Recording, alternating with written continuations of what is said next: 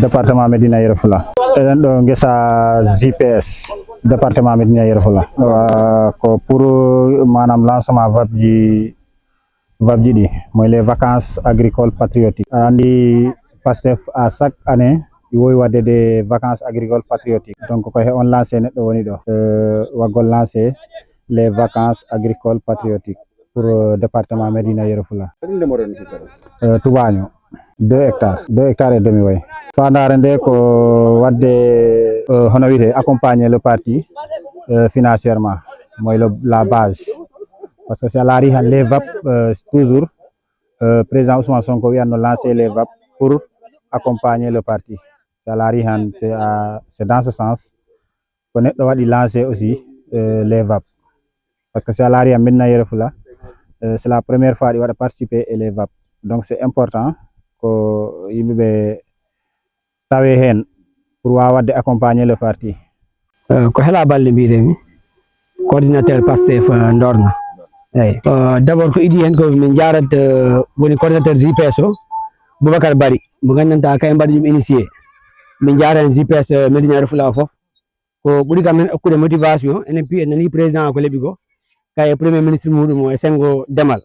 be vraiment be mbadi lancer appel jeunesse o hande en gandi ko jeunesse woni dole, donc demal en ji nafaka aussi demal et dum nak min parle do de président de la république et un programme mo ganda wadim lancer e sengo autosuffisance alimentaire taw vraiment Médina Yoro Fula kala tawre hen,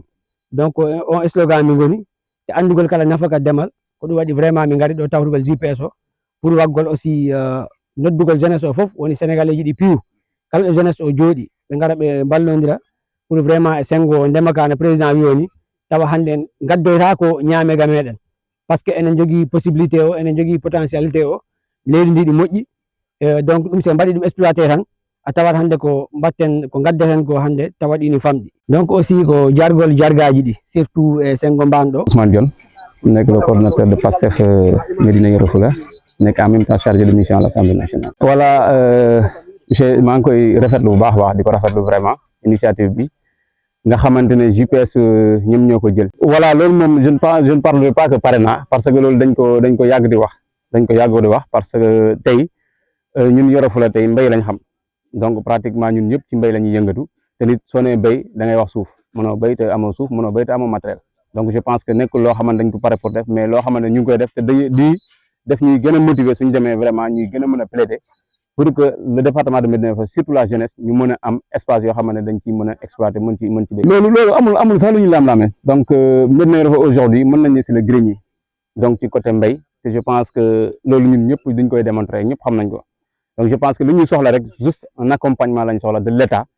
ñu ñuy jox ay jiw yu mot, di ñuy jox ay engrais yu mot, parce que machallah suuf bi am na fi, ndox am na. Donc je pense que suñu amee tey accompagnement ci État Yoro Fula kese mën na dundal Sénégal. Boubacar Bari, coordinateur de la JPS du département de Médina Yoro Fula, également chargé de mission à la présidence. Oui, si on parle du département de Médina Yoro Fula, c'est normal qu'on parle de l'agriculture, parce que nous tous nous savons que le Médina Yoro Fula est le grenier du Sénégal.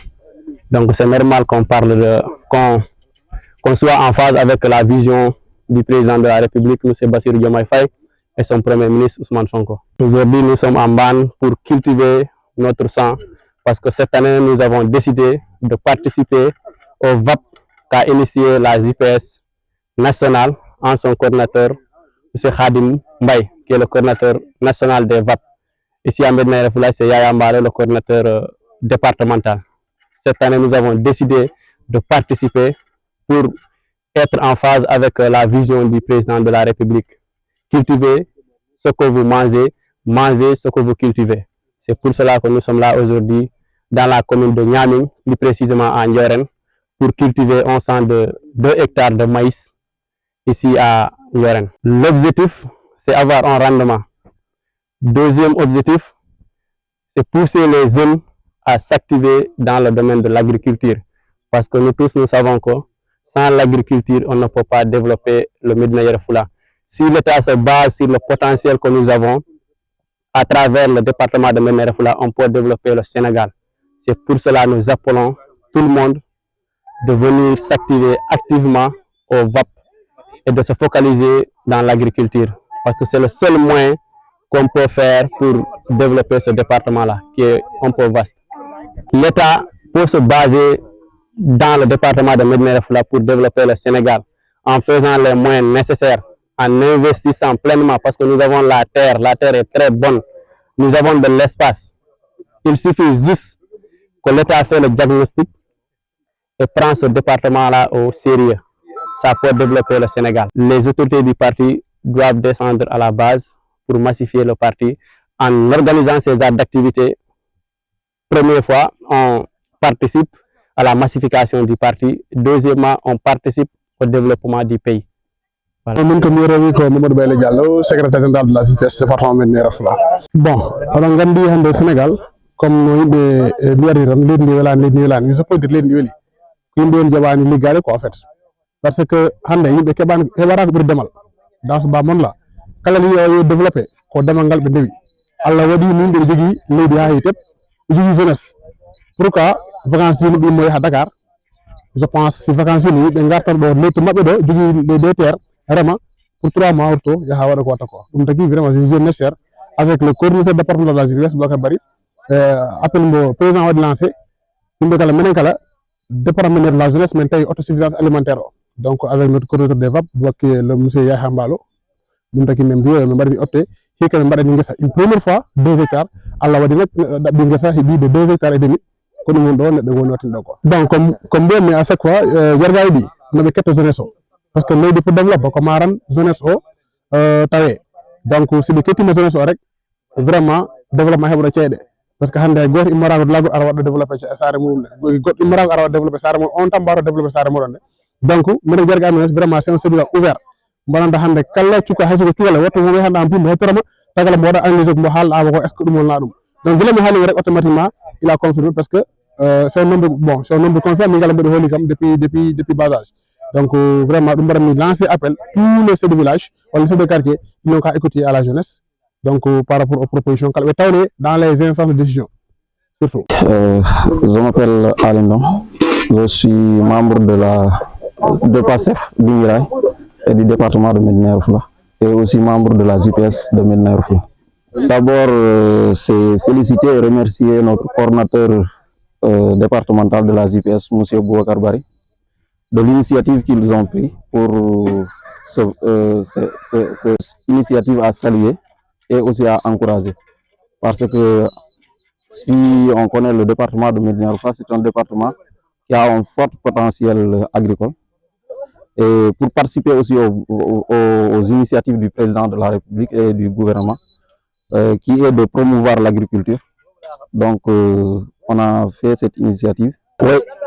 surtout au niveau du département de Médina Yoro Foulah. Nous sommes convaincus que c'est l'agriculture qui nous mènera vers l'avant, vers le développement. Et pour cela, il faut un accompagnement de la jeunesse. Et aussi, il faut que les jeunes s'activent dans le domaine de l'agriculture pour arriver à bonne essence. Aliou Balde, Aliou Danjoren, comme cultivateur, cadelle de hebe demal, vraiment, mais hebno cadelle, mais jodi fuɗɗama safrede, parce que men heɓanno temps, heɓgol awdi ko problème, heɓgol engrais ko problème, mais joni alhamdulillah, tout est normal quoi. Miɗo eɗen caɗele, somi reemi comme guerte, mi heɓta ɗum yeyir, parce que guertam ɗe ɓoyanko ko yeyimi ɗe. Vraiment ɗe ɗon caɗele mom existe